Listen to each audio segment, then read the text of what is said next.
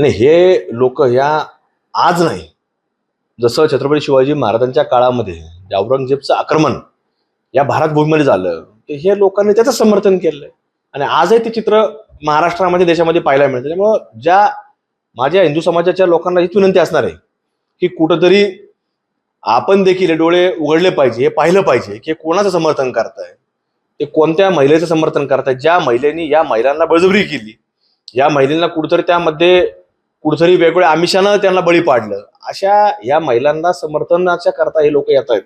म्हणजे इथं महाराष्ट्रात कुठल्याही आता एवढ्या घटना घडल्यात, त्याच्यावरती त्या लोकांनी कधी बोललं नाहीत, त्याच्यावरती आवाज उठवला नाही.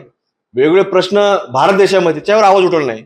पण फक्त तुम्हाला सांगतो की कुठंतरी त्यांच्या महिला ह्याच्यामध्ये कुठंतरी सापडत असतील तर त्याचं समर्थन करण्याकरता या ठिकाणी येतात. म्हणजे या लोकांचं समर्थन या लव्ह जिहाद सारख्या प्रकरणाला आहे, IT जिहाद सारख्या प्रकरणाला आहे, लँड जिहाद सारख्या प्रकरणाला आहे. हे उघड आहे आपल्या समोर, महाराष्ट्राला सगळं दिसतंय. शेवटचं इम्तियाज जलीलची चौकशी करून अटक करावी. नाही, शेवटी आपण पाहतो की याच्यामध्ये जे मोरखे आहेत, हे मोरखे सगळेच यांच्या चौकशा झाल्याच पाहिजेत, याच्यातच नाही. तर तुम्हाला सांगतो, जे दिल्ली सारखी घटना घडली, पहलगाम सारखी घटना घडली, याच्यामध्ये तुम्हाला सांगतो हे लोक कुठेतरी आपल्याला सापडतील. याच्या चौकशा सगळ्यांच्याच झाल्या पाहिजेत. त्यामुळे भारतामध्ये कुठेही काही कृत्य आलं तर तुम्हाला सांगतो या लोकांचा कुठं ना कुठं संबंध हे